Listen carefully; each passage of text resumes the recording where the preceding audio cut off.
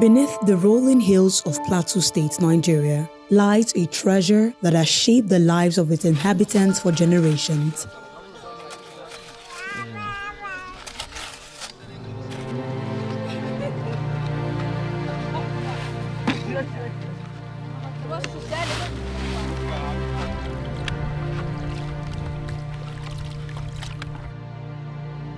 Tin.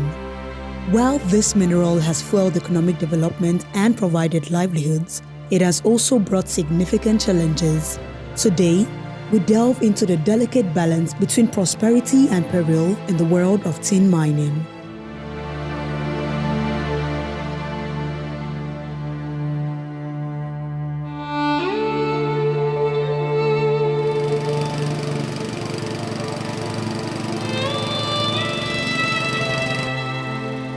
Tin mining in Plateau State has become synonymous with hard work and resilience.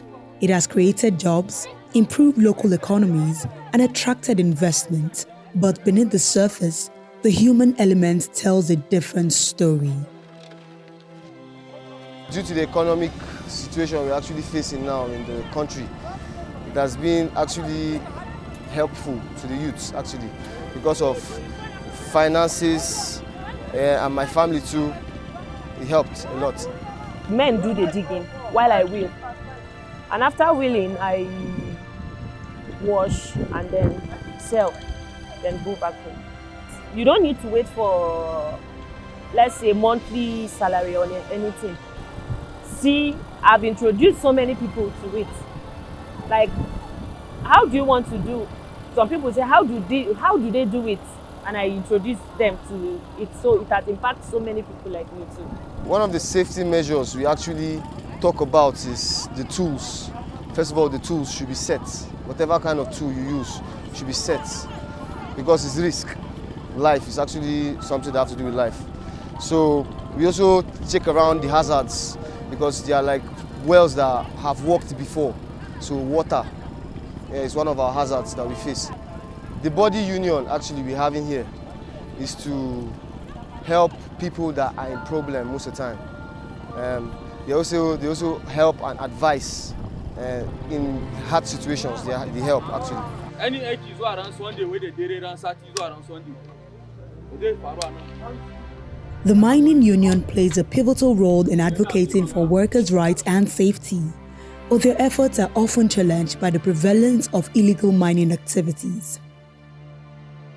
There are certain steps that the union are taking, and we encourage ourselves so that we should be able to liaise with the government without invading into someone's property without his consent, and also have some documents that at least will warrant us to work without interruption from the government.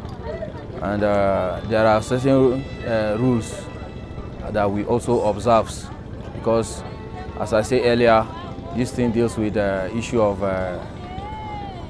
teamwork, because one person alone cannot just start the work alone and succeed to earn a living. Well, the role of illegal mining, I think we have positive sides and we have negative sides in the issue of mining. The issue of illegal mining, whenever you are doing it without the consent of the government, that means you are doing illegal mining. But if you are doing it with the consent of the government, you are doing illegal mining. And illegal mining, if you are doing illegal mining, it helps very well in the economy in terms of employment. And we have direct and indirect employment, but this one is an indirect employment so far. And as you can see behind me, many people are benefiting out of it. It's millions of people. They are doing it in many places, not here alone. The criteria for mining here, before you venture into mining here, you have to be healthy, number one. Number two, you have to invest some certain amount of money to buy materials, because there are some equipment that someone needs to purchase in the market before you venture into mining here. And you also need to consult the union and also the landowner, so that it will not be like you've invaded into someone's property or into an environment without consultations. Yeah, there are some certain rules, but let me just mention few, at least that will help us, and they are so vital. When someone steals, if we catch a thief here, we discipline the thief and also discharge him, or possibly it depends on the level of the atrocity or the stealing. We may hand him over to the police. But if we see that there's no need, we just chase him out of the environment entirely. And if you fight again, you are caught fighting, definitely we will chase you completely out of the mining site in order to maintain peace.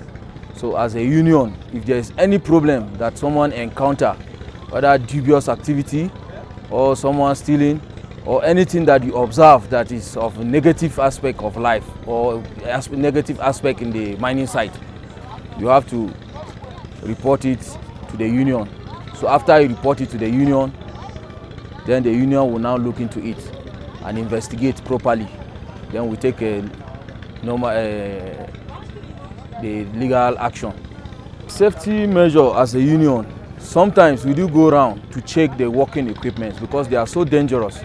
If you do not have or repair your working equipment, they may fail you. Like in the process of dropping someone inside the well, and at the end of the day, you do not arrange your equipment or your equipment very well. You understand? Those things can bring failure and it can lead to someone's death.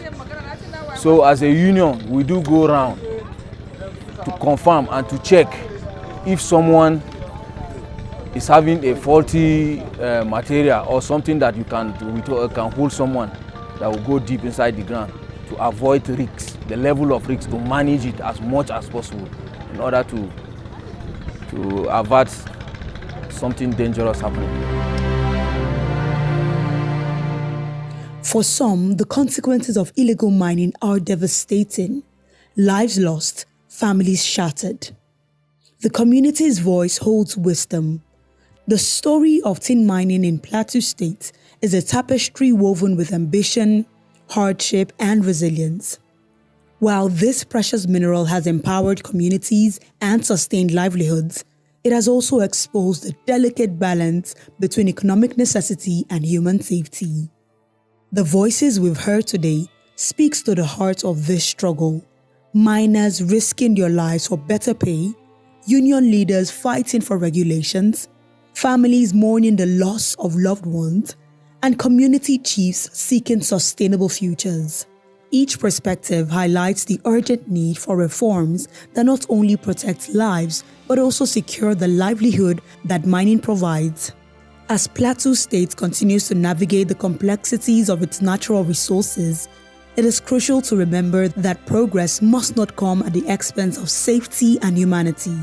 By fostering legal mining practices, enforcing regulations, and prioritizing the well-being of all citizens, both the economy and communities can thrive without leaving anyone behind. Ultimately, the path forward lies in collaboration, awareness, and a collective commitment to ensuring that the riches beneath our feet benefit all and do not come at a perilous cost.